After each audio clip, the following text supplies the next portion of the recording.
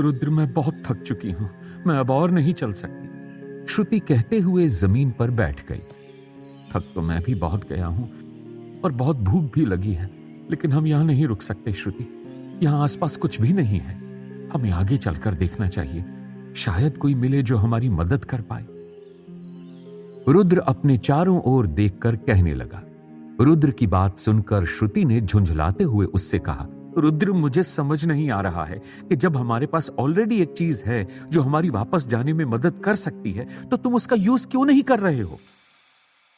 उसकी बात सुनकर रुद्र के चेहरे का रंग बदल गया, मानो उसकी थकान गायब हो चुकी थी।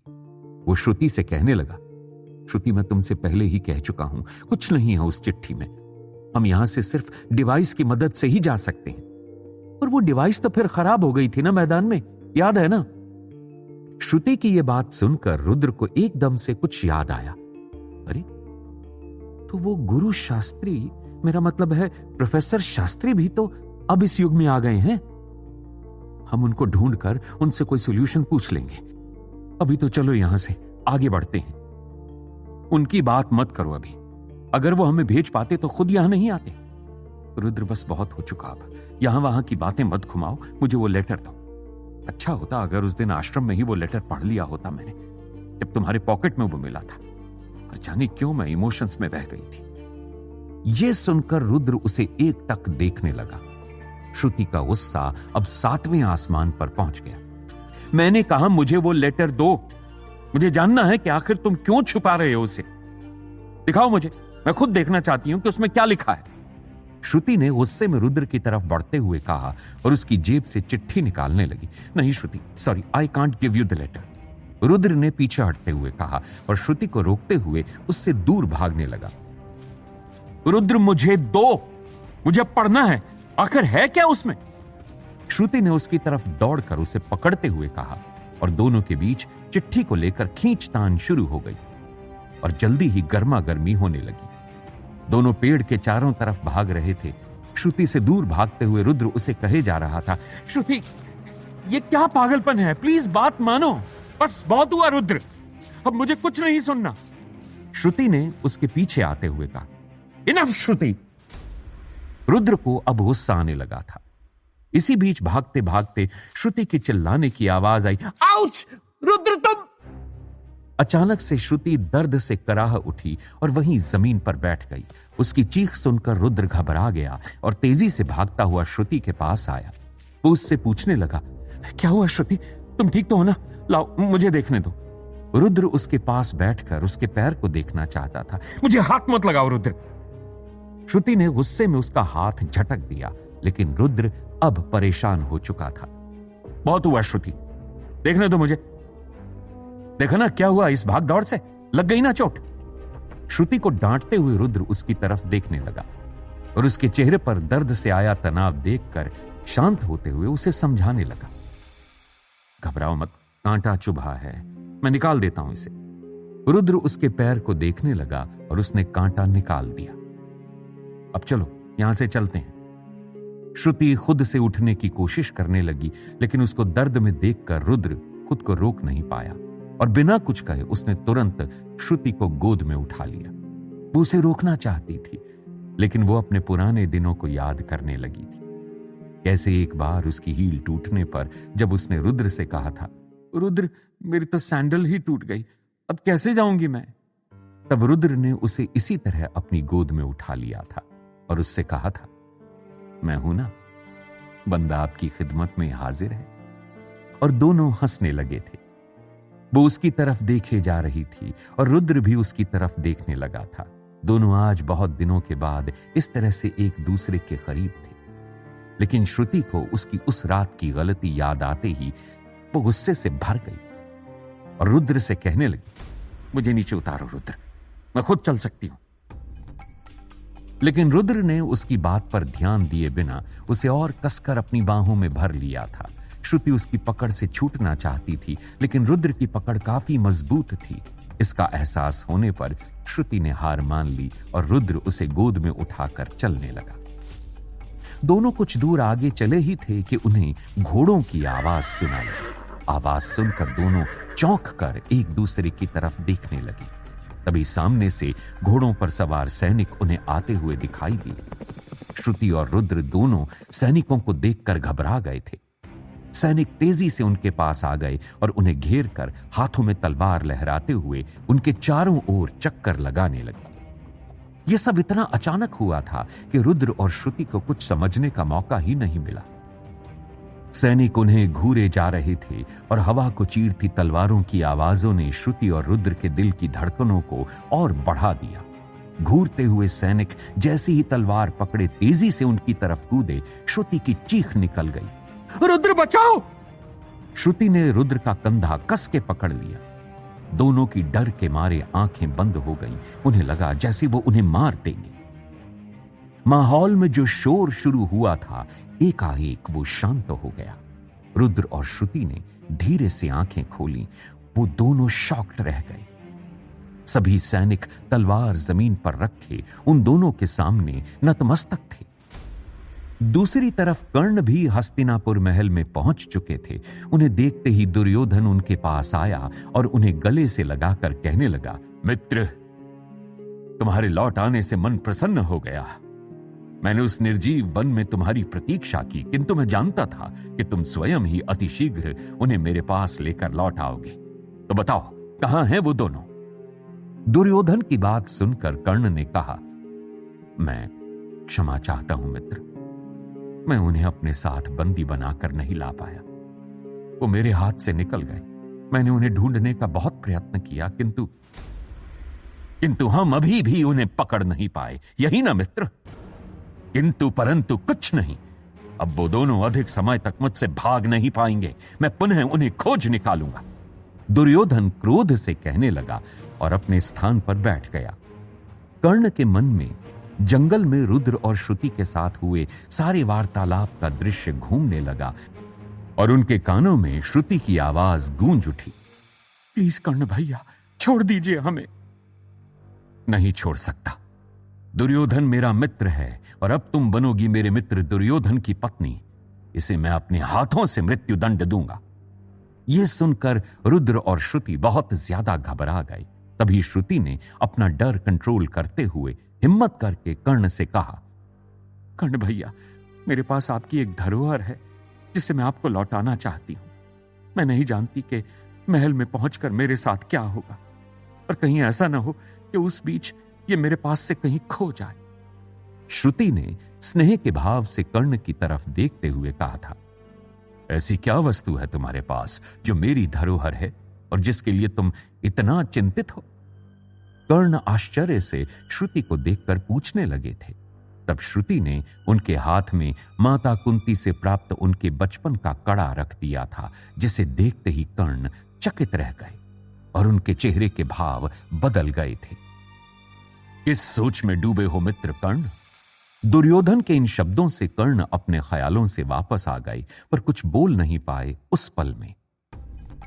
यहां रुद्र और श्रुति सैनिकों के साथ एक भव्य नगर में आ गए थे। नगर बहुत ही सुंदर और चारों ओर से विशाल किलानुमा दीवारों के बीच बसा था। चौड़े रास्ते और बड़े घर बने हुए थे। जहां एक और रुद्र और श्रुति नगर की सुंदरता देखकर चकित थे, वहीं लोग इन्हें देखकर चौंक रहे थे। रुद्र, ये सब हमें इस तरह क्यों देख रहे हैं? मुझे कुछ ठीक नहीं लग रहा है यहां। श्रुति ने घबराते हुए अपने चारों ओर देखकर कहा। लोग इन्हें घेर के चल रहे थे और कई लोग हल्ला सुन के इन लोगों को देखकर अपने घरों और दुकानों से अपना काम छोड़ छोड़कर रुद्र के करीब आने लगे और सैनिकों की तरह ही रुद्र के सामने आकर हाथ जोड़कर सर झुकाने लगे। तभी भीड़ को हटाते हुए एक बूढ़ी औरत रुद्र के पास आकर खुश होकर बोलने लगी, आप वापस आ गए। देखो, ये चमत्कार है। आप लौट आए। नगर की खुशियां लौट आई। ये सब क्या हो रहा है? ये लोग ऐसे रिएक्ट क्यों कर रहे हैं और मुझे ऐसे क्यों देख रहे हैं? रुद्र के मन में एक साथ कई सवाल चल रहे थे। रुद्र और श्रुति अब सैनिकों के साथ महल के पास पहुंच चुके थे। महल के मुख्य द्वार पर बड़े बड़े शिला स्तंभ थे और उन पर मूर्तियां उकेरी गई थीं। महल का मुख्य द्वार नगर के मुख्य द्वार से उत्तर की ओर था, जिसके चारों ओर सैनिक तैनात किए गए थे। नगर के लोग जो भी उसे देख रहे थे उन दोनों के साथ साथ चलने लगे। जल्दी ही वो लोग महल के मुख्य द्वार तक आ गए, जहां पहले से ही बहुत भीड़ जमा थी। रुद्र, हमें यहां से निकलना चाहिए, यहां कुछ तो गड़बड़ है। रुद्र, कुछ तो बोलो। श्रुति ने धीमी आवाज में उससे कहा। दोनों चारों ओर से लोगों के बीच घिरे हुए थे। ये देख दोनों चुपचाप उनके साथ महल के अंदर जाने लगे, जहां पर नए राजा के राज्याभिषेक की तैयारियां हो रही थीं। रुद्र और श्रुति को देख सभी लोग उनके लिए रास्ता छोड़ने लगे। दोनों अपने पीछे लोगों को आता देख डरते डरते अब सभा के बीच में पहुंच चुके थे। सभा में सभी नए राजा के राज्याभिषेक की खुशी मना रहे थे, किंतु उन्हें देखकर सभा में सन्नाटा पसर गया और सभा में उपस्थित सभी लोग रुद्र को देखकर चकित हो गए। अब तक रुद्र का दिमाग भी पूरी तरह घूम गया था कि लोगों की भीड़ उसे देख ऐसे शॉक्ड वाले रिएक्शन क्यों दे रही थी। वो श्रुति की तरफ देखने लगा, जो कि इस सब से बहुत घबरा गई थी। ये देखकर उसने श्रुति का हाथ पकड़ लिया। दोनों इस घटनाक्रम से इतने ज्यादा शॉक्ड थे कि श्रुति अपना गुस्सा भूलकर रुद्र के और पास आ गई थी और उसने भी रुद्र का हाथ कसकर पकड़ लिया। उसे समझ ही नहीं आया कि आखिर ये सब उनके साथ हो क्या रहा था। इस अनजान सभा में आकर दोनों एक दूसरे को संभालने की कोशिश करने लगे थे। कुलगुरु, जो कि राजा के भाई को मुकुट पहनाने ही वाले थे, कि उनके हाथ रुद्र को देखकर रुक गए। साथ ही राजा का भाई भी रुद्र को देखकर अचंभित था। महामंत्री भी रुद्र को देखकर आश्चर्य से भर गए थे, लेकिन शीघ्र ही उसकी ओर बढ़ते हुए उससे कहने लगे, महाराज, आप वापस आ गए। आपको यहां देख मन प्रसन्नता से झूम उठा। आइए महाराज, आइए। मैं समस्त सभापतियों और राज्य की जनता की ओर से आपका स्वागत करता हूं। महामंत्री ने झटके से रुद्र और श्रुति का हाथ छुड़ा दिया और रुद्र को सिंहासन की ओर लेकर चलने लगे। ये देखकर राजा का भाई, जिसका राज्याभिषेक हो रहा था, आगे बढ़कर उससे कहने लगा, बड़े भैया, आप वापस आ गए। आपके बिना ये राज्य मानो अनाथ हो गया था। मैं आपको कैसे बताऊं कि मुझे कितनी प्रसन्नता हो रही है। ये सिर्फ मैं ही जान सकता हूं कि किस भारी मन से मुझे आपके स्थान को स्वीकारना पड़ रहा था, किंतु अब आपके आने से जैसे राज्य को नई ऊर्जा मिल गई हो। आइए, अपना स्थान ग्रहण कीजिए। कुलगुरु ने प्रसन्न होते हुए रुद्र को मुकुट पहनाया और उसका राज्याभिषेक कर कहने लगे, आयुष्मान भव, सिंहासन ग्रहण करो वत्स। यह सब इतनी जल्दी हुआ था कि रुद्र कुछ समझ नहीं पाया था। वो खड़ा खड़ा श्रुति की तरफ देखे जा रहा था, जो वहीं सभा के बीच में उससे थोड़ी दूर खड़ी रह गई थी। सिंहासन ग्रहण कीजिए महाराज। महामंत्री ने आगे बढ़कर उसे बैठाते हुए कहा। उसके बैठते ही चारों ओर जय जयकार होने लगी। रुद्रम प्रदेश के महाराज उदयराज की जय। रुद्रम प्रदेश के महाराज उदयराज की जय। वहीं दूसरी ओर शकुनी को अपने भाई का संदेश मिला। यह तो बहुत ही शुभ समाचार है। मैं अवश्य अपने भतीजे का रिश्ता लेकर उस कन्या को देखने जाऊंगा, किंतु इस गुरु शास्त्री का क्या करूं? ये तो कुछ बोल ही नहीं रहा। और ऐसे समय में जब दुर्योधन को मेरी आवश्यकता है, क्या जाना उचित रहेगा? किंतु ये रुद्रम प्रदेश अधिक दूर भी नहीं है। मैं इस कार्य को पूर्ण कर शीघ्र ही लौट आऊंगा। शकुनी संदेश पढ़कर सोचता हुआ दुर्योधन के कक्ष में आ गया, जहां दुर्योधन और कर्ण बैठे हुए थे। कक्ष में पसरे सन्नाटे को देख शकुनी स्थिति को समझकर दुर्योधन से कहने लगा, भांजे दुर्योधन, मैं समझ सकता हूं कि तुम चिंतित हो, किंतु मैं शीघ्र ही इसका हल ढूंढ निकालूंगा और तुम्हारी चिंता के कारक यानी वो लोग तुम्हारे सामने होंगे। बस मामाश्री, बस। अब और अधिक समय तक मैं स्वयं को नहीं रोक पाऊंगा। दुर्योधन अपने स्थान पर खड़ा होकर क्रोध से कहने लगा। शकुनी दुर्योधन को क्रोधित देख उसे समझाने लगा। शांत भांजे, शांत। मैंने अपने गुप्तचरों को सूचित कर दिया है, अब वो हमसे बच नहीं पाएंगे, किंतु अभी हमें रुद्रम प्रदेश जाना होगा, एक आवश्यक कार्य हेतु। भांजे, मैं शीघ्र ही लौट आऊंगा, तब तक तुम धीरज रखना। जाइए मामाश्री, अवश्य जाइए, किंतु मुझसे धैर्य रखने के लिए ना कहिए।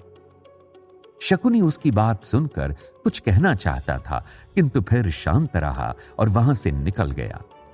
दुर्योधन के चेहरे के भाव कर्ण चुपचाप देखे जा रहे थे, पर उन्होंने कुछ कहा नहीं। शकुनी हस्तिनापुर से रुद्रम प्रदेश के लिए निकल चुका था और वहां रुद्र श्रुति आने वाले खतरे से अनजान थे। क्या होगा अब जब शकुनी रुद्रम प्रदेश पहुंचेगा?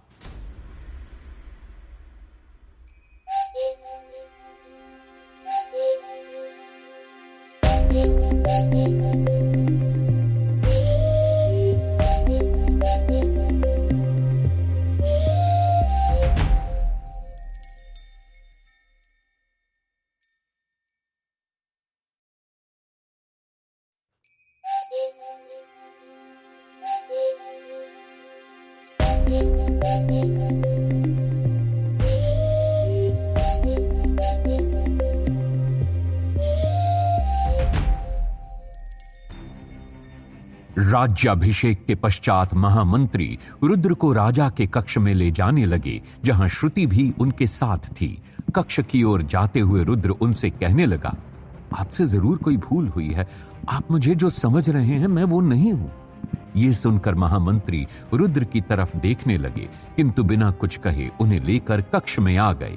कक्ष में पहुंचकर महामंत्री रुद्र से कहने लगे, मैं जानता हूं कि तुम महाराज उदयराज सिंह नहीं हो, किंतु जिस प्रकार तुमने समय पर आकर इस राज्य को आने वाले संकट से बचाया है, हम उससे प्रसन्न हैं। हमें अब भी तुम्हारी आवश्यकता है, इसीलिए तुम राजा उदयराज बनकर इसी महल में रहोगे। नहीं, हम यहां नहीं रह सकते, हमें चलना चाहिए, यहां कुछ भी ठीक नहीं है। अगर हम यहां रहे तो फिर किसी मुसीबत में फंस जाएंगे। श्रुति ने रुद्र की ओर बढ़ते हुए कहा, ध्यान रहे, आप दोनों की जितनी आवश्यकता हमें है, उससे कहीं अधिक आप दोनों को हमारी आवश्यकता है।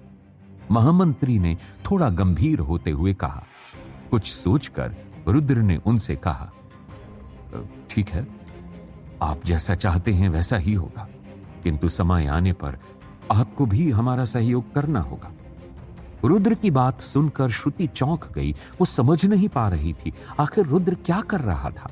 वो रुद्र का हाथ पकड़कर खींचते हुए उसे साइड में लाई और उससे कहने लगी, तुम ये क्या नई मुसीबत मोल ले रहे हो? श्रुति, मैं बस हम दोनों को मुसीबत से बचाने की कोशिश कर रहा हूं। मुसीबत हमें यहां नहीं लेकिन बाहर जरूर होगी। रुद्र ने श्रुति को समझाते हुए कहा, अवश्य हम आपका सहयोग करेंगे, किंतु एक बात और, आपके साथ आई इस कन्या को आपसे दूर रहना होगा, अन्यथा कहीं ऐसा ना हो कि आपकी वास्तविकता किसी के सामने आ जाए। महामंत्री रुद्र से कहने लगे। रुद्र ये सुनकर चौंक गया। वो कुछ कह पाता उससे पहले ही महामंत्री ने उससे कहा, आप निश्चिंत रहिए, हम इनका ध्यान रखेंगे। तब तक आप विश्राम कीजिए और आप हमारे साथ आइए। महामंत्री के श्रुति को साथ चलने के लिए कहने पर श्रुति के चेहरे पर चिंता उभर आई थी और वो रुद्र की तरफ देखने लगी, जैसे वो रुद्र से कहना चाहती हो, रुद्र ये क्या हो रहा है? रुद्र भी श्रुति को ही देख रहा था, मानो अपनी आंखों के इशारे से उसे परेशान न होने के लिए कह रहा हो। श्रुति के कमरे से बाहर निकल जाने तक दोनों ऐसे ही एक दूसरे को देखते रहे और देखते ही देखते रुद्र मन में कहने लगा, श्रुति, आई हैव अ फीलिंग कि हम बाहर से ज्यादा यहां सेफ हैं, इसीलिए मैंने यहां रहने का डिसीजन लिया। आई होप तुम ये समझोगी। तभी बाहर से आती तेज हवा से कक्ष के अंदर टंगा झूमर हिलने लगा और उसकी आवाज से रुद्र का ध्यान उस पर गया।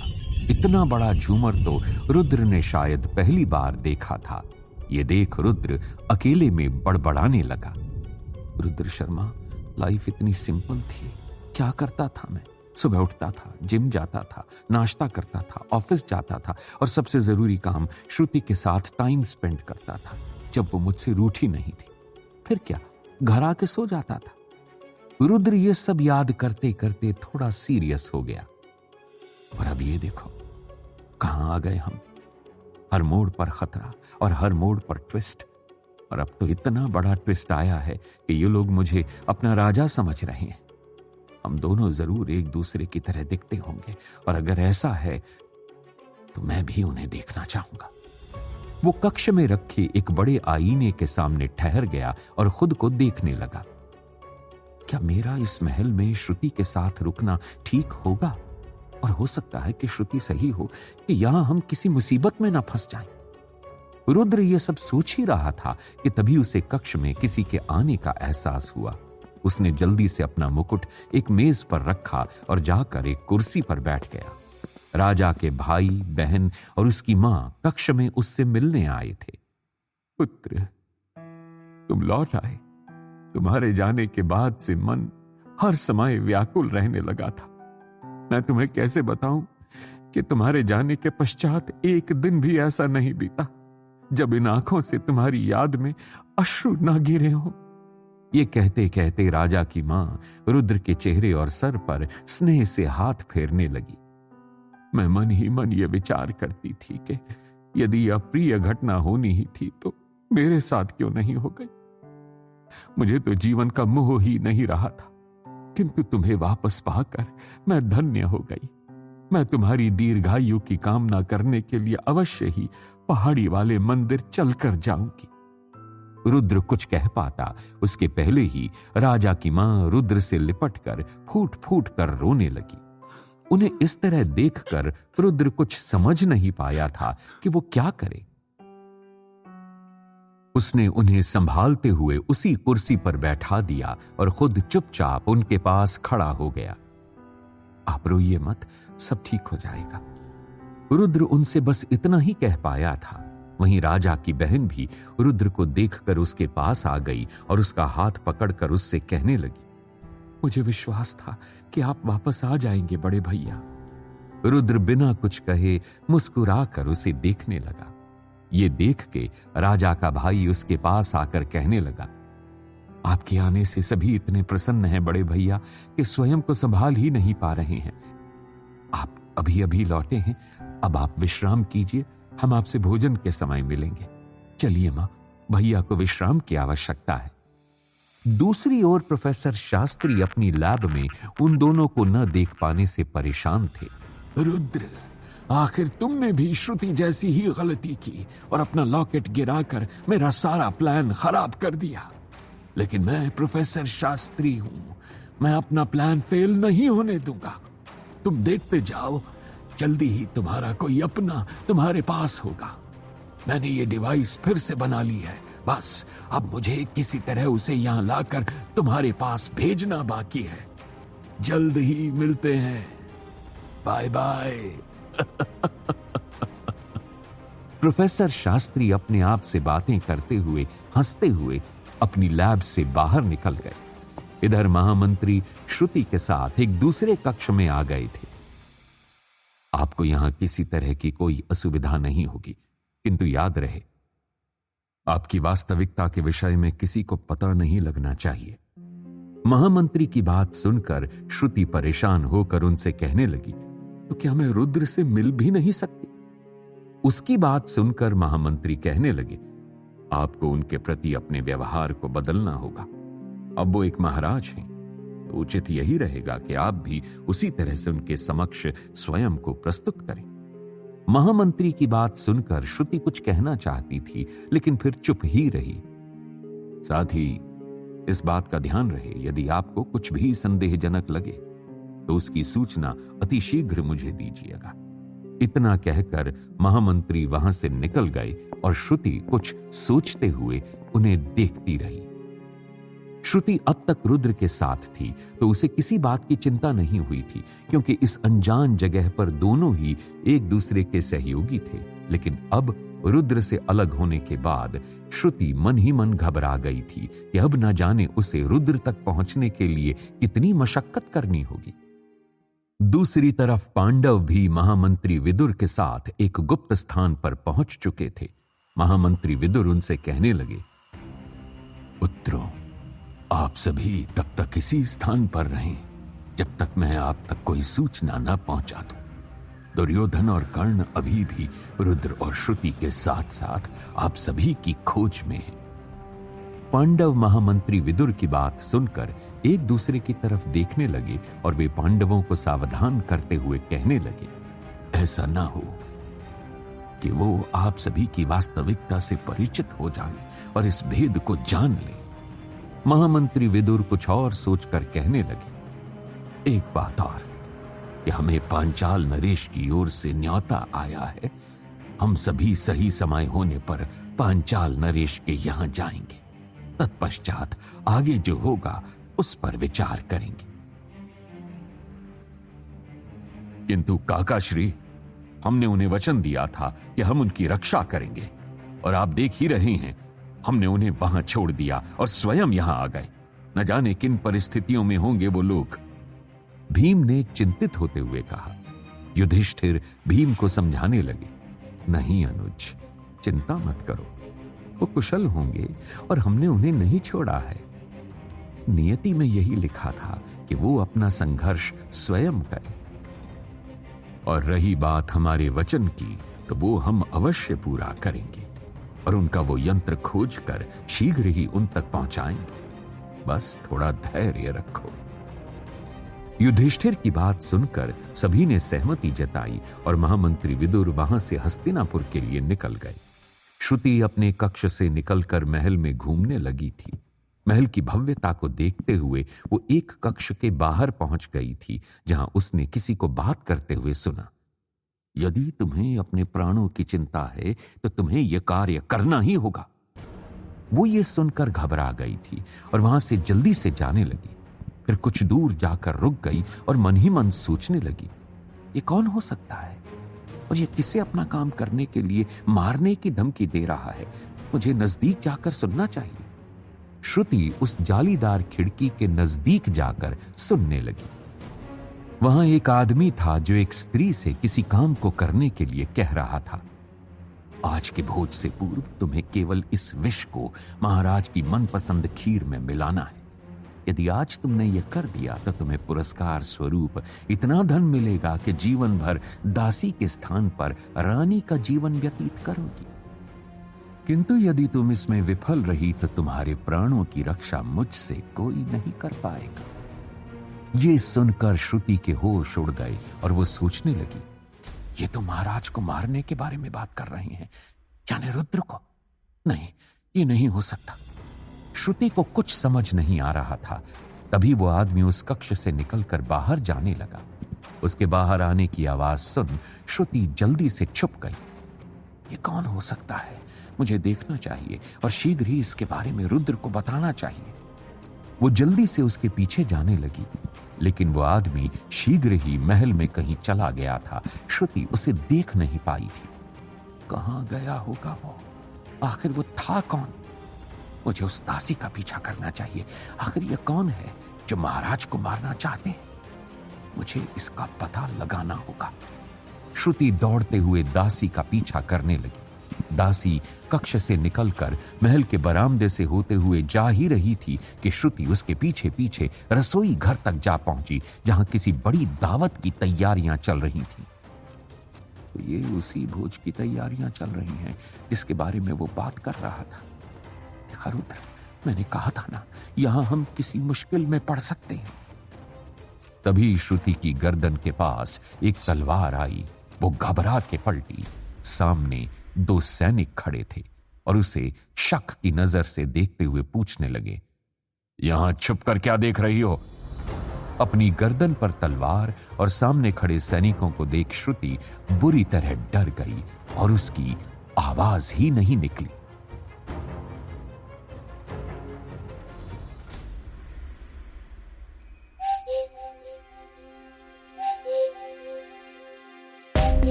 अपनी गर्दन पर तलवार और सामने खड़े सैनिकों को देख श्रुति बुरी तरह डर गई थी और उसकी आवाज नहीं निकल पा रही थी।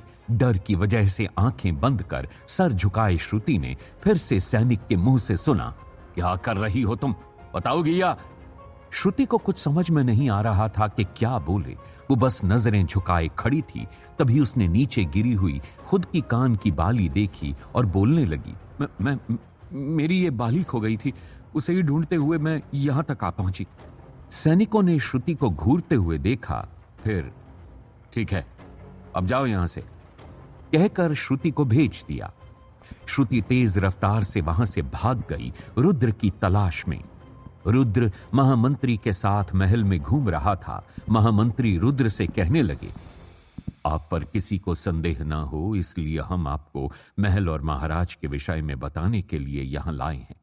महाराज का स्वभाव, उनका बात करने का तरीका और उन्हें क्या पसंद नापसंद था, हम सब कुछ आपको बताएंगे। आप ध्यान से हमारी बात सुने। रुद्र महामंत्री की तरफ देखकर उनसे कहने लगा, महामंत्री जी, जो कुछ आप मुझे बताएंगे मैं उसे ध्यान रखूंगा, लेकिन पहले मैं आपसे जानना चाहता था कि आखिर महाराज को हुआ क्या था। रुद्र की बात सुनकर महामंत्री का चेहरा गंभीर हो गया, लेकिन शीघ्र ही खुद को सामान्य कर वो उसे बताने लगे, राजा होना कोई साधारण कार्य नहीं है। राजा के पास जितनी शक्तियां और निर्णय लेने के अधिकार होते हैं उससे कहीं ज्यादा उसके शत्रु और उसके निर्णय के विरोधी भी होते हैं। महामंत्री कुछ और भी सोचने लगे और रुद्र के पास आते हुए रूंधे हुए गले से कहने लगे, उन्हीं में से कुछ ऐसे भी होते हैं जिनका ध्यान राजा की सत्ता पर होता है, जिसके लिए वो भिन्न भिन्न षड्यंत्र रचते हैं। महाराज भी एक ऐसे ही षड्यंत्र का शिकार हुए हैं, किंतु इस विषय में मैं समय आने पर विस्तार से बताऊंगा। आपकी बात मैं पूरी तरह से समझ तो नहीं पाया महामंत्री, लेकिन इतना अवश्य समझ गया हूं कि यदि मैं महाराज के स्थान पर हूं तो मुझे भी वैसे ही षड्यंत्रों और उन विद्रोहियों का सामना करना होगा। रुद्र महामंत्री को देखकर कहने लगा। महामंत्री उसकी बात सुन कुछ देर शांत रहे और उससे कहने लगे, इसीलिए हम चाहते हैं कि तुम महाराज के तौर तरीके और उनके विषय में जान लो और सावधानी के साथ हमारा सहयोग करो। अन्यथा यदि किसी को थोड़ा भी संदेह हुआ तो तुम्हारे और उस कन्या के साथ साथ पुनः ये राज्य और हम भी संकट में पड़ सकते हैं।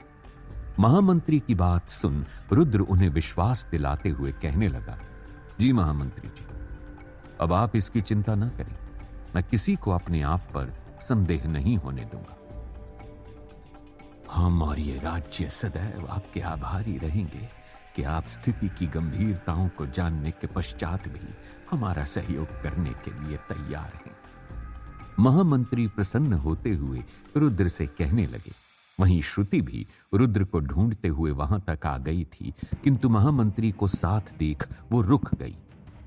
रुद्र तो महामंत्री के साथ है, मैं उसे कैसे बताऊं कि उसकी जान को खतरा है, वो इस राजमहल के लोगों की साजिश का शिकार होने वाला है। श्रुति का चेहरा उतर गया। वो सोचते हुए कहने लगी, रुद्र, मैंने पहले ही कहा था कि हमारा यहां रहना खतरे से खाली नहीं है, लेकिन तुम हमेशा अपनी जिद पर अड़े रहते हो। उसे समझ में नहीं आ रहा था कि अब वो क्या करे। मुझे महामंत्री को भी इस साजिश के बारे में बता ही देना चाहिए, आखिर वही तो हैं जो सब कुछ जानते हैं और हमारी मदद कर सकते हैं। श्रुति ये सोचते हुए उन दोनों के पास जाने लगी। वो कुछ कदम चली ही थी कि चंद्रभान अपने सैनिकों के साथ अचानक उसके सामने आ गया और उससे कहने लगा, तुम यहां क्या कर रही हो? क्या महामंत्री ने तुम्हें महल में यहां वहां घूमने का कार्य दिया है?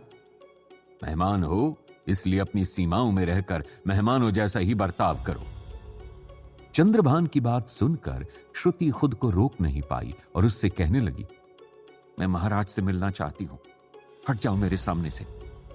श्रुति के इस तरह चंद्रभान के आदेश को नकार देने से वो क्रोधित हो गया और साथ आए सैनिकों से कहने लगा, ले जाओ इस मूर्ख लड़की को यहां से और बंद कर दो किसी अंधेरे कक्ष में। मैं भी देखता हूं कैसे मिलती है महाराज से। चंद्रभान का आदेश पाकर सैनिकों ने श्रुति को पकड़ लिया और वहां से ले जाने लगे। श्रुति उनसे खुद को छुड़ाने की कोशिश करने लगी। छोड़ो मुझे, छोड़ो।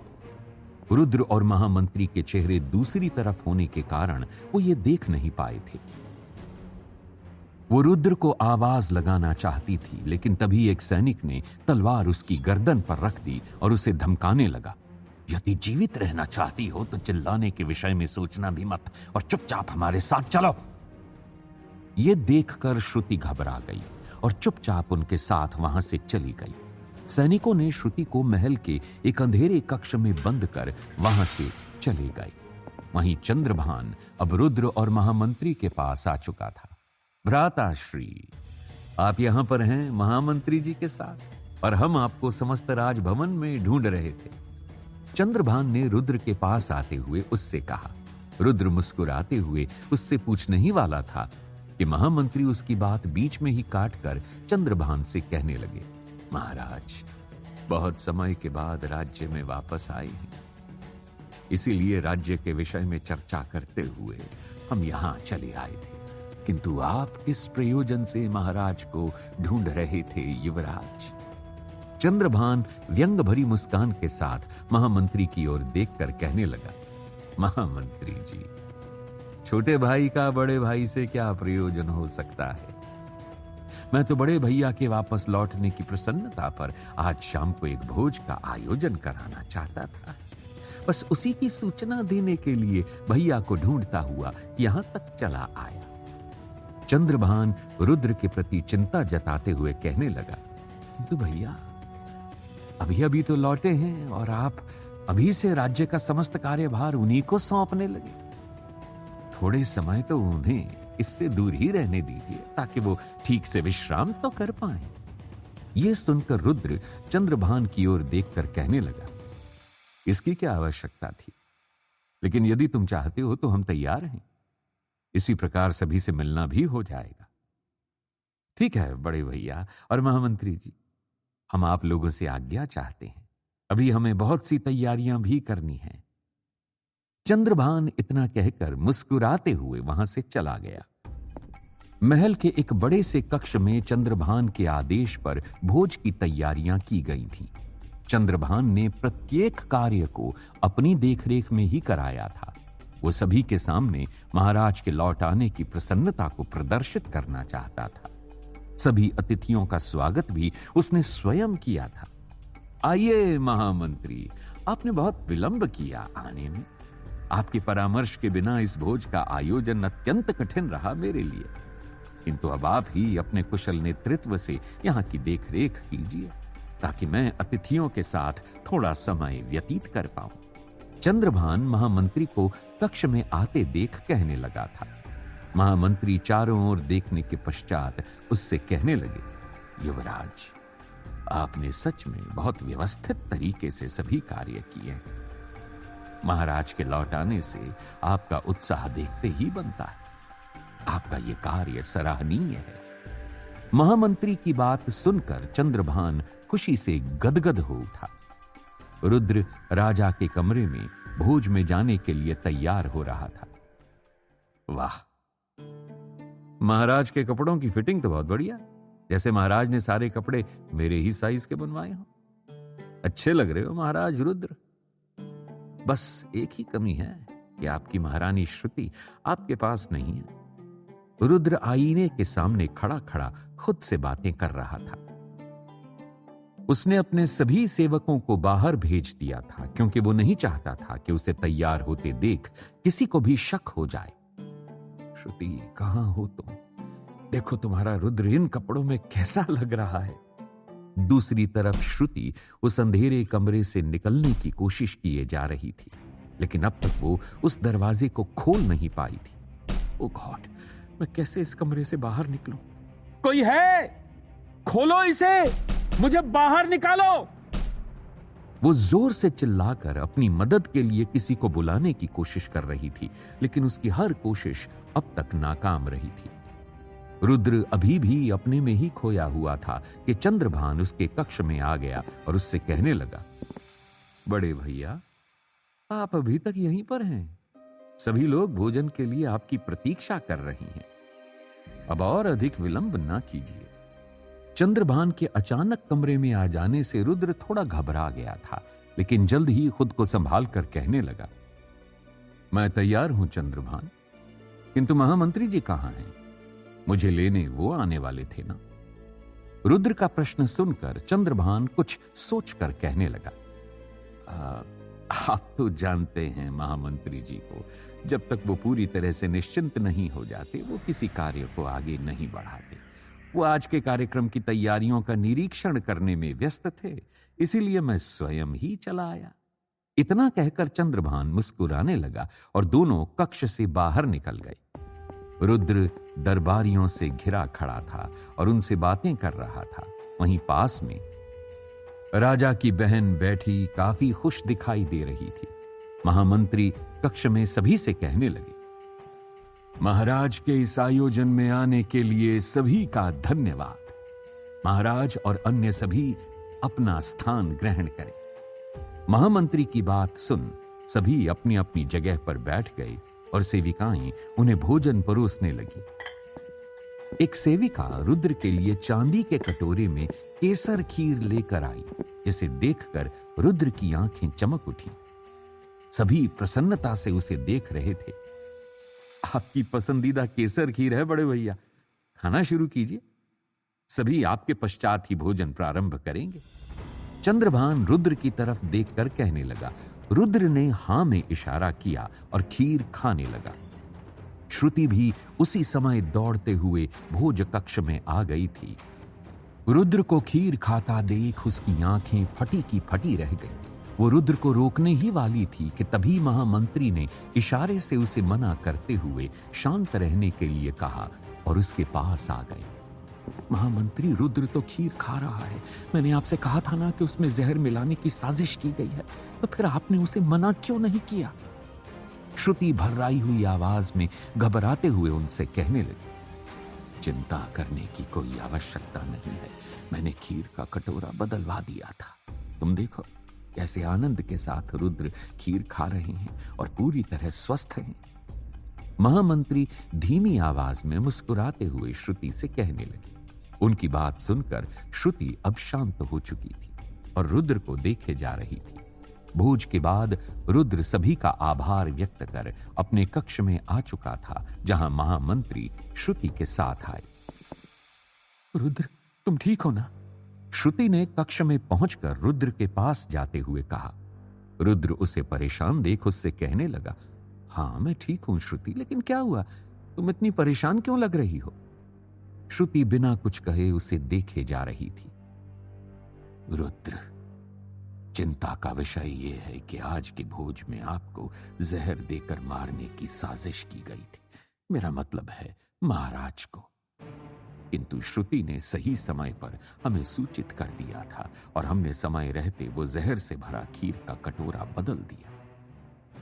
महामंत्री श्रुति को शांत देख रुद्र से कहने लगे।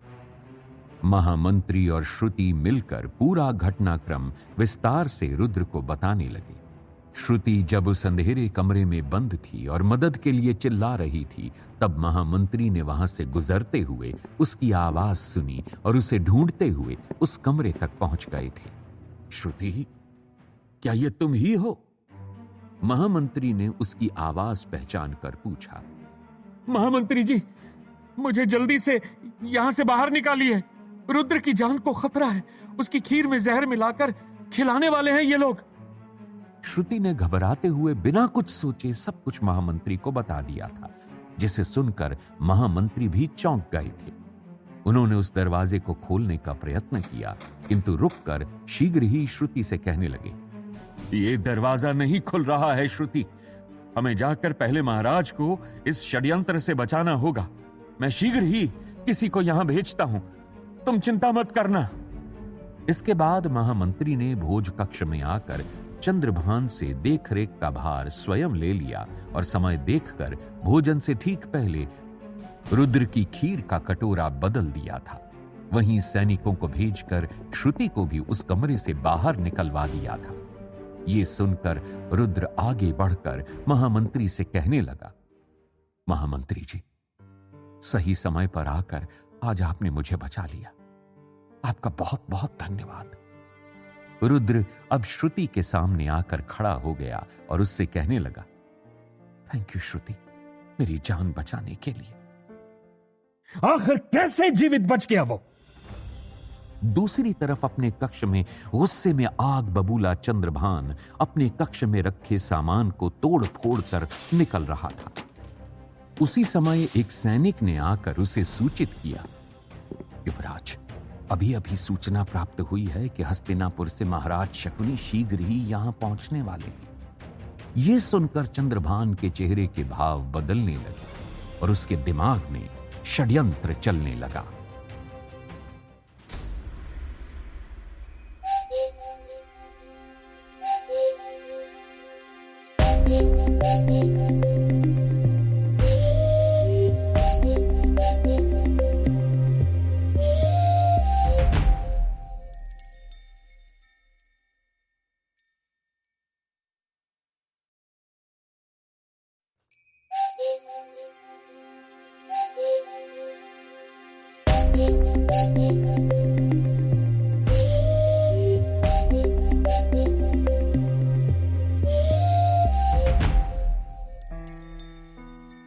रुद्र और श्रुति एक दूसरे के सामने खड़े थे। रुद्र श्रुति को प्यार से ऐसे देखे जा रहा था मानो उसे अपनी बाहों में भर के शुक्रिया कहना चाहता हो, क्योंकि उसने उसे बहुत समझदारी से इस खतरे से बचाया था। श्रुति, अगर तुम ना होती तो न जाने क्या होता, मैं यहां होता भी कि नहीं, रुद्र ने उसके करीब आते हुए कहा।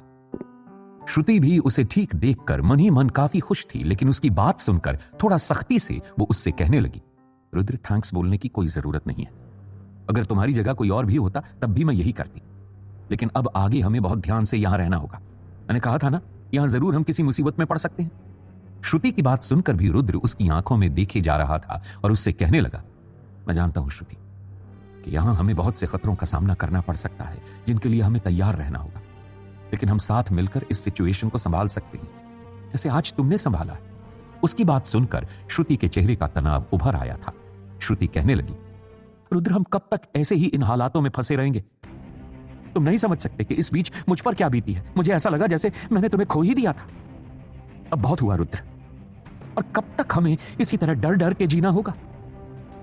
रुद्र श्रुति के हाथों को अपने हाथ में लेते हुए उससे कहने लगा, श्रुति, तुम्हें परेशान होने की जरूरत नहीं। श्रुति एक टक अपने हाथों को देखे जा रही थी जो रुद्र पकड़े हुए था। श्रुति अचानक से अपना हाथ झटक देती है। श्रुति, प्लीज, यहां तो मुझ पर भरोसा रखो। यहां सिर्फ हम दोनों ही हैं एक दूसरे के लिए। हमें एक दूसरे का साथ देना होगा। मेरा यकीन करो, हम साथ मिलकर वो डिवाइस ढूंढ लेंगे और जल्दी ही यहां से वापस अपने घर जाएंगे। रुद्र ने उसे विश्वास दिलाते हुए कहा। रुद्र की बात सुनकर श्रुति चुप ही रही। वो भी जानती थी कि रुद्र ही तो है उसका अपना यहां, और यही वजह थी जिसके कारण वो कुछ ज्यादा ही परेशान हो रही थी। महामंत्री कक्ष में खड़े दोनों की बातें सुन रहे थे। दोनों को साथ देखकर वो उनसे कहने लगे, हम जानते हैं कि इस घटना से आप दोनों बहुत भयभीत हैं, और केवल आप दोनों ही नहीं बल्कि हम भी बहुत चिंतित हैं कि कैसे हमारे रहते हुए महाराज की सुरक्षा में चूक हुई और कैसे हमें इस षड्यंत्र की भनक तक नहीं हुई। रुद्र और श्रुति अब महामंत्री की तरफ देखने लगे और रुद्र ने उनसे कहा, नहीं महामंत्री, इसमें आपकी तरफ से कोई कमी नहीं रही, बल्कि आपने ही तो सही समय पर आकर इस साजिश से हमें बचाया है। महामंत्री के चेहरे पर तनाव साफ साफ दिख रहा था। रुद्र की बात सुनकर वो उनके पास आते हुए कहने लगे, हम आप लोगों को विश्वास दिलाते हैं कि आगे से कभी ऐसा कुछ नहीं होगा, इसलिए आप चिंतित ना हो श्रुति। हम शीघ्र ही इसका पता लगाएंगे कि इस षड्यंत्र के पीछे किसका हाथ था। महामंत्री की बात सुनकर श्रुति उनसे कहने लगी, आपको परेशान होने की आवश्यकता नहीं है महामंत्री जी। हम दोनों को आप पर विश्वास है, लेकिन आप जानते हैं ना कि यहां हालात इतने खराब हैं। हम जानते हैं कि इस समय परिस्थितियां अनुकूल नहीं हैं और इस षड्यंत्र में महल के ही लोगों का हाथ है। किंतु आज की घटना के बाद हमें विश्वास है कि आप दोनों एक दूसरे के सहायक साथी हैं और साथ ही महाराज की सुरक्षा को देखते हुए श्रुति, हम सिर्फ आप पर ही विश्वास कर सकते हैं। महामंत्री कुछ सोचते हुए कहने लगे। रुद्र और श्रुति उनकी बात समझ नहीं पाए थे। माफ कीजिएगा महामंत्री, लेकिन हम कुछ समझे नहीं, रुद्र ने महामंत्री की तरफ जाते हुए पूछा। महामंत्री श्रुति को देखने लगे और उससे बोले, हम अपने निर्णय को बदलना चाहते हैं। हम चाहते हैं कि आप आगे से महाराज की मुख्य अंगरक्षक के रूप में उनके आसपास ही रहें और उनका ध्यान रखें। महामंत्री की बात सुनकर रुद्र का चेहरा खुशी से चमक उठा था, लेकिन श्रुति इस फैसले से बहुत ज्यादा खुश नहीं थी। वो भले ही रुद्र से दूर रहकर उसके लिए परेशान थी, लेकिन अब मन ही मन वो सोचने लगी, मतलब अब हर वक्त मुझे रुद्र के आगे पीछे घूमना होगा, उसकी हर बात माननी होगी और जो वो कहे वो सब करना होगा उसके लिए। ये सोचते सोचते वो कहीं खो सी गई थी कि रुद्र ने उसके पास आकर उससे कहा, श्रुति देखा, हो गई ना मुश्किल हल। अब हम यहां साथ रहकर एक दूसरे का ध्यान रख सकते हैं। अब हमें चिंता करने की कोई जरूरत नहीं है। श्रुति ने रुद्र की तरफ हल्की सी मुस्कान देते हुए हां में सर हिलाया। महामंत्री उनसे कहने लगे, किंतु ध्यान रहे, आप दोनों को अपनी वास्तविकता को छुपाए रखना है, इसलिए उसी प्रकार एक दूसरे के प्रति पहले जैसा ही व्यवहार बनाए रखें। ठीक है महामंत्री जी। रुद्र ने महामंत्री की बात सुनकर माहौल को हल्का करने के लिए राजा की तरह सहमति दी और मुस्कुराने लगा। अब हमें आज्ञा दीजिए। महामंत्री मुस्कुराकर यह कहते हुए कक्ष से बाहर जाने लगे और श्रुति भी उनके पीछे पीछे चली गई। रुद्र कुछ समझ नहीं पाया, वो उसे रोकना चाहता था, लेकिन फिर रुक गया और श्रुति को देखता रहा। वहीं दूसरी ओर चंद्रभान अपने कक्ष में क्रोधित बैठा हुआ था। अचानक से अपने सामने लगे पर्दे पर एक परछाई देखकर चंद्रभान कहने लगा, आप आ गई, आपकी यात्रा कैसी रही? पर्दे पर झूल रही परछाई से एक गंभीर आवाज पर्दे को चीरती हुई चंद्रभान तक आई।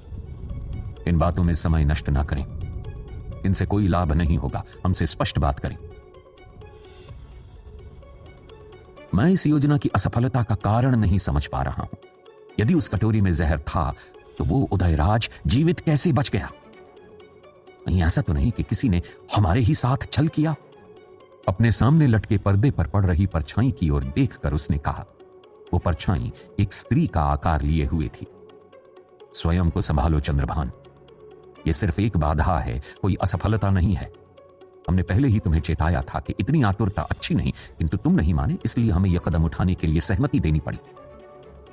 पर्दे के पीछे से आती उस स्त्री की आवाज से जान पड़ता था कि चंद्रभान के साथ साथ वो भी इस षड्यंत्र की असफलता से चिंतित थी। चंद्रभान का चेहरा गुस्से से अभी भी चमक रहा था। उसने उठकर परछाई की ओर जाते हुए पर्दे के दूसरी तरफ खड़ी स्त्री से कहा, किंतु अब और कितना धैर्य रखना होगा मुझे? आप भी तो यही चाहती थी ना कि शीघ्र ही हमारे बीच से वो कांटा हट जाए। इसीलिए हमने उसे समय न देना ही उचित समझा और अति शीघ्र उसे परलोक भेजने के लिए हमें यह कदम उठाना पड़ा। हाँ, अवश्य हम ऐसा चाहते हैं, किंतु यह कार्य इतना सरल भी नहीं है जितना तुम इसे मानकर चल रहे थे।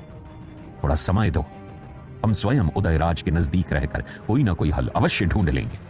परछाई से आती आवाज अब गंभीर हो चुकी थी। चंद्रभान कुछ सोचते हुए कहने लगा, ठीक है, आप उसके निकट रहकर इसका हल खोजिए और हम महाराज शकुनी की छलिया नीति का सहारा लेंगे उदयराज को अपने मार्ग से हटाने के लिए। यह सुनकर पर्दे के ऊपर परछाई ने एक करवट ली और उससे पूछने लगी, शकुनी? क्या गांधार नरेश शकुनी आ रहे हैं? चंद्रभान ने कर्कश हंसी हंसते हुए कहा, जी हमें अभी अभी सूचना मिली है कि वो शीघ्र ही यहां पहुंचने वाले हैं। चंद्रभान जोर जोर से हंसने लगा और परछाई वहां से चली गई। नई सुबह के साथ रुद्र सोकर उठा और अपने चारों ओर कक्ष में देखने लगा। वो जब से महाराज बनकर यहां आया था, आज पहली बार रिलैक्स होकर सो पाया था। उसे इस समय बहुत अच्छा महसूस हो रहा था। उसका चेहरा इतना शांत था कि मानो कल रात की घटना से उसे कोई फर्क ही ना पड़ा हो। गुड मॉर्निंग महाराज रुद्र। ओह, मेरा मतलब है महाराज उदयराज जी। ये कहता हुआ वो अपने बिस्तर से उठा और कक्ष की खिड़की से बाहर देखने लगा। समय काफी हो चुका था, लेकिन उसे ऐसा लग रहा था जैसे वो अपने बेडरूम में ही हो और आज संडे का दिन हो। कितना खूबसूरत दिन है आज। श्रुति भी इस वक्त यहां होती तो कितना अच्छा लगता उसे। दोनों पहले की तरह साथ बैठकर बातें करते और बढ़िया सी चाय पीते। कुछ सोचकर वो आईने के सामने गया और खुद को देखने लगा। ऐसे तो आप बाहर नहीं जा सकते महाराज, चलिए फिर से बहरूपिया बन जाइए। यह कहकर वो तैयार होने चला गया। वहीं दूसरी तरफ श्रुति रसोई घर में थी और रुद्र के लिए रसोइये के साथ खड़ी होकर खुद खाना बनवा रही थी। मानो उसके चेहरे पर अभी भी कल रात की घटना का तनाव था और उसे देखकर साफ पता चल रहा था कि वो ठीक से सो भी नहीं पाई थी। महाराज के लिए भोजन तुम ही बनाते हो? श्रुति ने रसोइये की ओर देखकर पूछा। उसने शीघ्रता से जवाब दिया, जी मैं ही बनाता हूं। इतना कहकर वो अपने काम में लग गया। ठीक है, आज से महाराज के लिए जो कुछ भी बनेगा हमारे सामने बनेगा और अगर हो पाएगा तो हम भी तुम्हारा सहयोग करेंगे। हटो, देखने दो हमें क्या बना रहे हो। श्रुति ने रसोइये को उसके स्थान से हटाया और खुद से बर्तन में झांकते हुए कहा। रसोइया कुछ समझ नहीं पाया था कि तभी वहां रुद्र आ गया। रसोइया महाराज को देखकर घबरा गया। महाराज की जय हो। रसोइया रुद्र के सामने सर झुकाए खड़ा था। आप जाइए यहां से, आज हमारे लिए भोजन इन्हें बनाने दीजिए। रुद्र की बात सुनकर रसोइये को कुछ समझ नहीं आया और वो घबरा गया, किंतु आदेश मिलते ही वहां से वो चला गया। श्रुति काफी थकी हुई नजर आ रही थी और उसने रुद्र की तरफ ध्यान दिए बिना ही अपना खाना बनाना जारी रखा। रुद्र ने चारों ओर देखा और उसे वहां से हटाकर उससे कहने लगा, हटो श्रुति, आज खाना महाराज बनाएंगे। श्रुति उसकी बात सुनकर इस बार उसे देखने लगी, मानो कुछ कहना चाहती हो, लेकिन उसने फिर खुद को रोक लिया। वो रुद्र को खाना बनाते देखने लगी और मन ही मन अपने पुराने दिनों को याद करने लगी, जब वो रुद्र के साथ उसके घर जाती थी और तब इसी तरह रुद्र उसके लिए खाना बनाया करता था। रुद्र, कहां हो तुम? श्रुति जब भी उससे पूछती थी तब रुद्र अपने ही अंदाज में उससे कहता था, मैं आपकी सेवा में व्यस्त हूं मैडम, इधर किचन में आपके लिए नाश्ता रेडी कर दिया है। अब आप बताइए क्या लेंगी आप, चाय, कॉफी या जूस? रुद्र हमेशा जूस को खींच कर बोलता था, जूस। पुरानी बातें याद कर श्रुति के चेहरे का तनाव कुछ कम हो गया था। तभी रुद्र ने बर्तन पर खटखट की आवाज की और श्रुति अपने ख्याल से बाहर आ गई। रुद्र, ये क्या कर रहे हो तुम? हटो वहां से। याद है ना महामंत्री जी ने क्या कहा था? श्रुति ने गुस्से से उसके हाथ से करछू लेते हुए कहा और उसे दूर हटा दिया। तुम नाराज क्यों हो रही हो श्रुति? देखो नाश्ता रेडी है। रुद्र ने उसे मनाने के लिए चिढ़ाते हुए कहा, लेकिन श्रुति ने उसकी बात पर ध्यान नहीं दिया और नाश्ता परोसने लगी। श्रुति जी, महाराज हैं हम, हमारी चांदी की थाल कहां है? रुद्र ने उसे फिर से छेड़ते हुए कहा। श्रुति अब वहां से जाना चाहती थी। वो जैसे ही चलने के लिए हुई तभी रुद्र ने उसका हाथ पकड़ लिया और उससे कहने लगा, रुक जाओ श्रुति, तब से हमने साथ में अच्छे से खाना नहीं खाया है, रुक जाओ प्लीज। श्रुति को कुछ समझ नहीं आ रहा था, लेकिन वो रुद्र के इस तरह कहने से वहां रुक गई। रुद्र मुस्कुराते हुए उसकी आंखों में देखने लगा और प्लेट उठाकर उसे खिलाने ही वाला था कि श्रुति को किसी के आने की आहट हुई। रुद्र का हाथ श्रुति के मुंह तक पहुंचा ही था कि तभी श्रुति घबराकर पीछे हट गई और रुद्र के हाथ से तोड़ा गया टुकड़ा जमीन पर गिर गया। रुद्र कुछ समझ नहीं पाया था कि तभी उसे पीछे से किसी स्त्री ने मधुर लय और लुभाने के अंदाज में आवाज दी, महाराज, आखिर कौन है ये लड़की और अब कौन सा मोड़ लेने वाली है रुद्र और श्रुति की जिंदगी?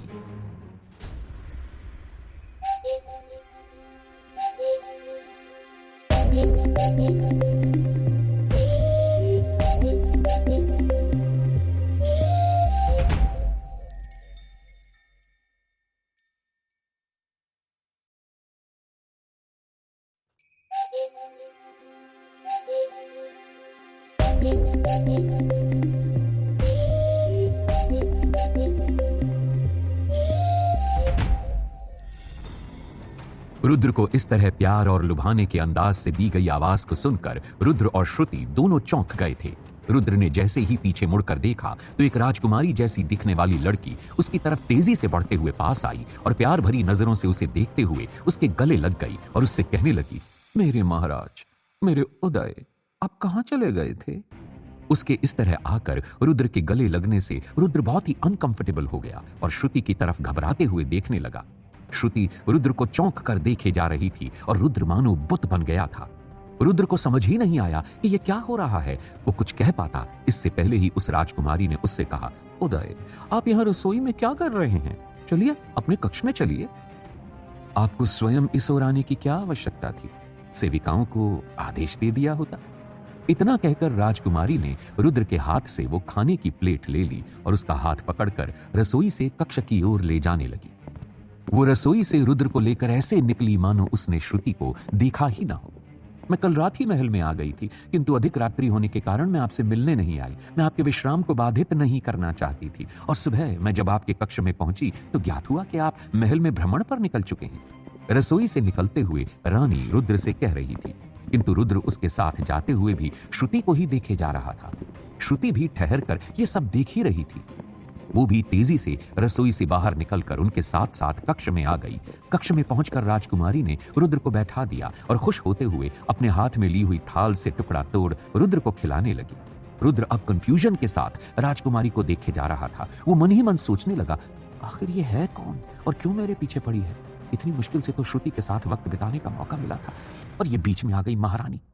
रुद्र को इस तरह अपनी ओर देखते हुए राजकुमारी शर्माते हुए उससे कहने लगी, क्या हुआ प्रिय, आप मुझे ही देखते रहेंगे या कुछ खाएंगे भी? मैं अब यहीं रहूंगी, पहले भोजन तो कर लीजिए, फिर हम पहले की तरह बगीचे में सैर पर चलेंगे, तब आप राजकुमारी कहते कहते शर्मा कर रुक गई और रुद्र को खिलाने लगी।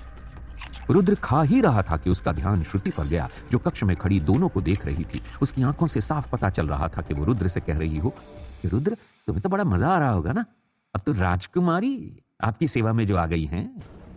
इस घटनाक्रम ने अचानक ऐसा मोड़ लिया था जो कि उसकी समझ से परे था। वो सोचने लगा, ये सब क्या गड़बड़ हो गई है?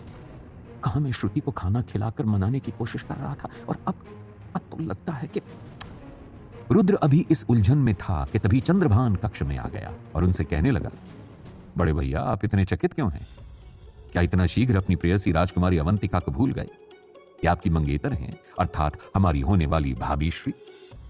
चंद्रभान का प्रश्न सुनकर रुद्र कहने लगा, नहीं नहीं अनुज, हम पहचान रहे हैं, किंतु इतने समय बाद राजकुमारी से भेंट हुई है, इसलिए।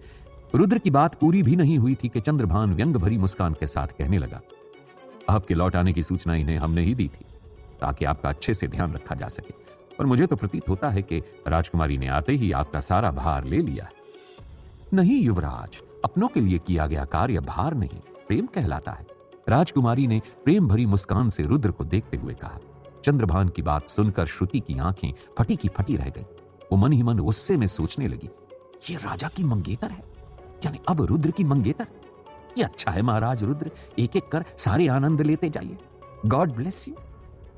इन सब के बीच भी रुद्र डरे मन से श्रुति को ही देखे जा रहा था और सोच रहा था कि श्रुति पहले ही पुरानी बात को अब तक भूल नहीं पाई है और अब ये। राजकुमारी का ध्यान अब रुद्र पर गया।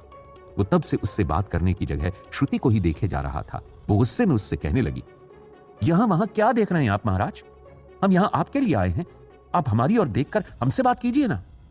राजकुमारी की बात सुनकर श्रुति घबरा गई और रुद्र कुछ समझ नहीं पाया कि क्या कहे। वो राजकुमारी की बात सुनकर चकित होकर उसे देखने लगा। राजकुमारी को अब यह अच्छा नहीं लग रहा था। वो क्रोधित होते हुए उससे पूछने लगी, कौन है यह स्त्री और यहां क्या कर रही है? राजकुमारी को गुस्से में देखकर चंद्रभान ने किसी शरारती बच्चे की तरह अपनी गर्दन को मटकाते हुए व्यंग भरी मुस्कान से श्रुति को देखा और कक्ष से बाहर जाते हुए खुद से कहने लगा, मेरा कार्य तो संपन्न हुआ, अब हमें यहां से प्रस्थान करना चाहिए। चंद्रभान कक्ष से बाहर जा ही रहा था कि उसे तेजी से कक्ष की ओर महामंत्री आते हुए दिखे। वो उनके पास जाकर व्यंग्यपूर्वक कहने लगा, अरे महामंत्री जी, आपने अत्यंत विलंब किया आने में, शीघ्रता कीजिए। अंदर राजकुमारी के तरकश से शाब्दिक बाण निकल चुके हैं। महामंत्री उसकी बात सुनकर चकित थे। वो उसका मतलब समझ तो नहीं पाए, किंतु बिना देर किए रुद्र के कक्ष में आ गए। बताओ कौन हो तुम? अपनी जिह्वा को अधिक विश्राम न दो और कहो, कौन हो तुम और यहां क्या कर रही हो? राजकुमारी अब श्रुति की तरफ आते हुए उससे पूछने लगी थी। रुद्र ये देखकर अपने स्थान से खड़ा हो गया, किंतु चुप ही रहा। महामंत्री राजकुमारी को क्रोधित देख और श्रुति की ओर जाते देख उससे कहने लगे, ठहरिए राजकुमारी, ये महाराज की मुख्य अंगरक्षिका है। इसी ने महाराज की अर्थात आपके होने वाले प्राणनाथ की जान बचाई थी। हमने स्वयं ही इसे महाराज की सेवा में नियुक्त किया है। यदि इससे कोई भूल हुई हो तो क्षमा करें और अपना क्रोध शांत करें। महामंत्री की बात सुनकर राजकुमारी कहने लगी, महामंत्री जी, यदि अंगरक्षिका है तो कक्ष के बाहर रहे, यहां भीतर इसकी कोई आवश्यकता नहीं है। देख लो, निकल जाओ यहां से। अब तक जो राजकुमारी एक पुष्प की खिली हुई मुस्कान लिए थी, वो अब श्रुति पर ज्वालामुखी की तरह फूट पड़ी थी। ये देख रुद्र और श्रुति दोनों ही चकित थे और मन ही मन घबरा गए थे। श्रुति को अपने साथ हुआ ऐसा बर्ताव बहुत बुरा लग रहा था। वो मन ही मन दुखी हो गई थी। रुद्र को भी ये देखकर बहुत बुरा लग रहा था। वो उसे रोकना चाहता था, लेकिन स्थिति को देखकर उसे रुकने के लिए भी नहीं कह पाया। श्रुति रुद्र की ओर देखते हुए बाहर जाने लगी और मन ही मन सोचने लगी, आज एक बार फिर एक लड़की रुद्र और मेरे बीच आ गई। लेकिन इस बार मैं जानती हूं कि तुम भी मजबूर हो और तुम्हारी इसमें कोई गलती भी नहीं है। दोनों के बीच बिछड़ने का एहसास था। दोनों एक दूसरे से अपनी नजरें हटा नहीं पा रहे थे। राजकुमारी दोनों के इस तरह एक दूसरे को देखने वाले व्यवहार को देख रही थी। रुद्र का ध्यान राजकुमारी की ओर गया और उसने अपनी नजरें श्रुति से हटा ली। श्रुति कक्ष के द्वार तक पहुंच चुकी थी। तभी राजा की मां ने कक्ष में प्रवेश किया। वो उन्हें देखकर कुछ पल के लिए वहीं ठहर गई और उन्हें रुद्र के पास जाते हुए देखने लगी। मां ने राजकुमारी के पास पहुंचकर उसे गले से लगा लिया और उससे पूछने लगी, राजकुमारी अवंतिका, हमें कल रात ही सूचना मिल गई थी कि आप आ गई हैं, किंतु हम भी यात्रा से लौटे थे, इसलिए आपसे मिल नहीं पाए। यहां आने में कोई परेशानी तो नहीं हुई? कैसी रही आपकी यात्रा?